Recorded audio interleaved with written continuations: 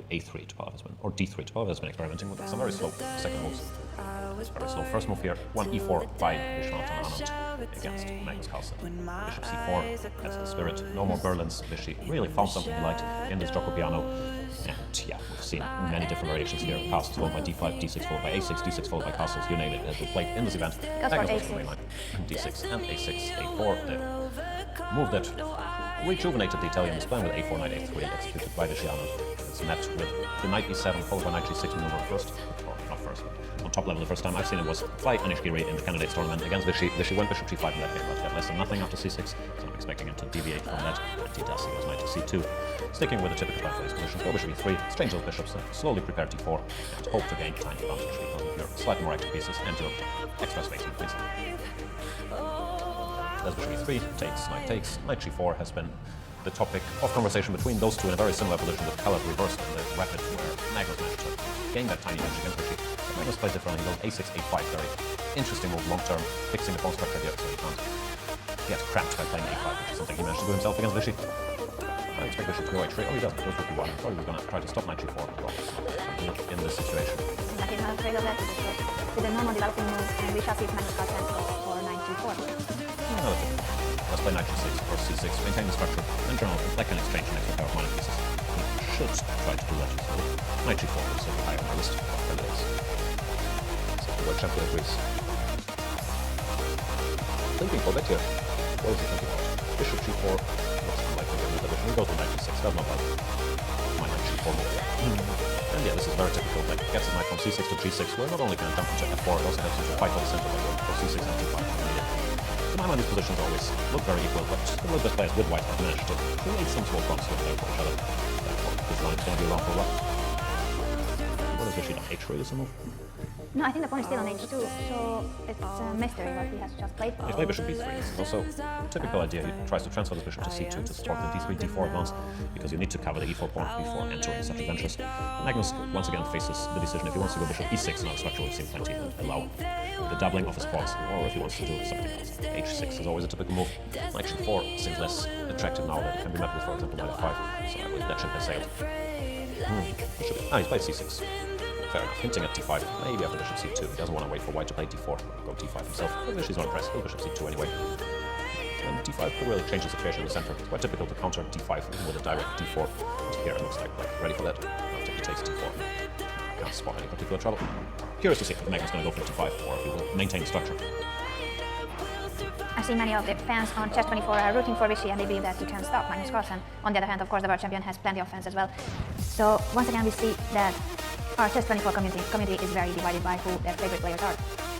Looks like Magnus having a bit of a bad hair day there. What's going on? It's too early, isn't it?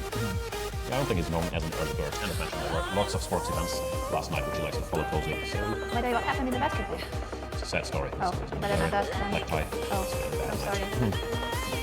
1 heretic that killed in Game of Thrones. Oh. Not sure how they can get any worse. Maybe move into Lawrence Trent and Blitz or something.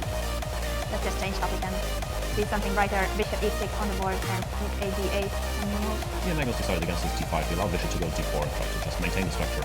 And quickly took on e5 and went g3.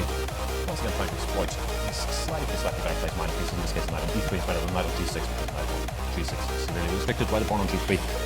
It's never much in these positions, and it doesn't look like a position where Magnus Carlsen could get in trouble. But you work with what you've got on the board, and which is fine.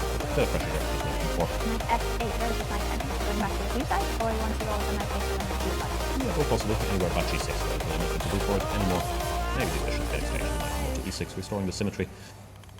But I'm not sure if knight h7 I doubt, because then after h4 we have to go back hunting for squares. Where's Vishy then? Knight c4. c4, but some exchanges happened there. What has been exchanged and then bishop g4?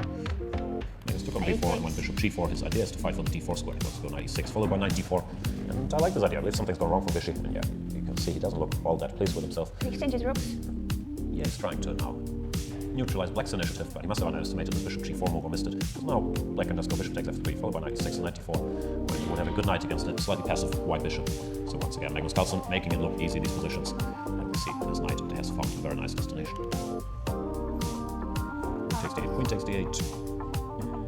Rook d1 just trying to get the d5, and after the queen moves and rook d8, I guess he just hopes that the pieces get exchanged and there will be no trouble, but we started to like Black's position more. Yeah, maybe wants to jump queen c7, knight d6, but then just rook d8 doesn't seem to really lead anywhere.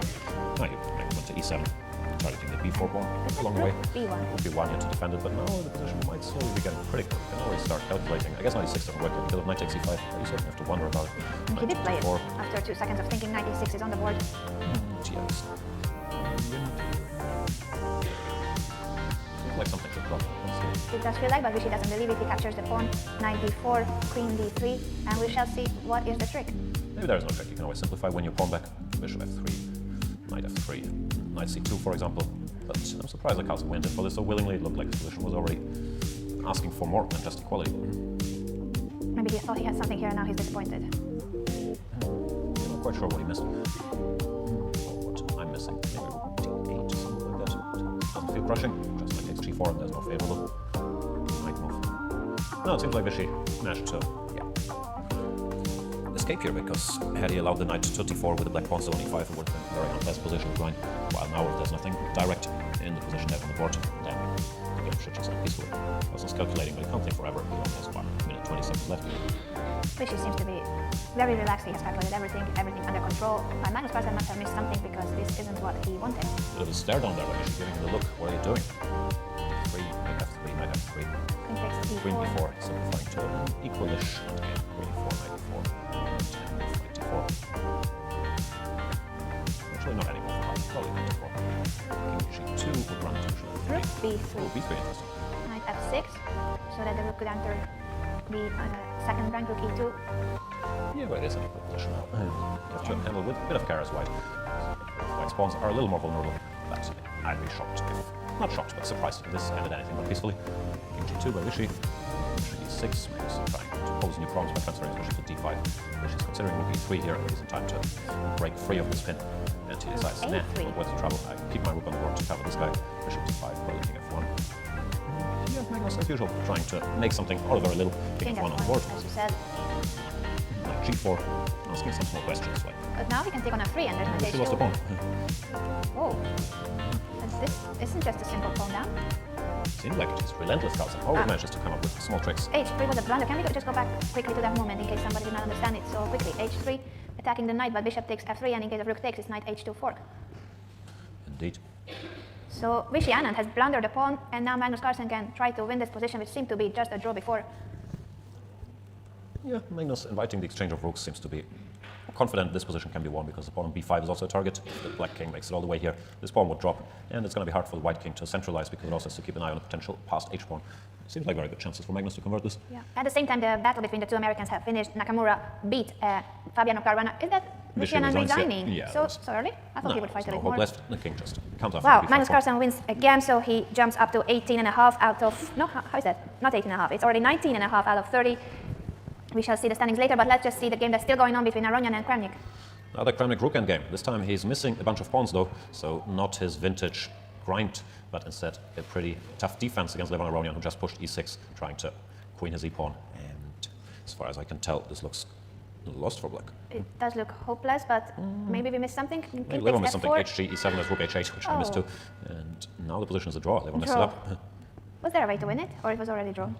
I'm not sure. After I know h4. Vladimir Kramnik, but it feels like there should be something. It's not so easy. Rook b4 I was going to say, but then king d3 threatening checkmate. So it could be that there is already a big drawing margin here. I don't know, but Kramnik knows his rook endgame stuff. Managed to keep that one under control versus Levan. Let's briefly see what happened to Fabiano Caruana. Piece down here. Where did he lose that piece? Oh, this is already not looking nice. And after b4, g3, f4 just expanding all the time. Black's pieces are very passive, and now walking it against queen c7. He had to go rook c8, which is not a nice move, and after rook e7, this is just a piece up. Yeah, looks like he got outplayed by Hikaru. Anish Giri made another draw against Wesley So, but just by drawing his games, Anish Giri is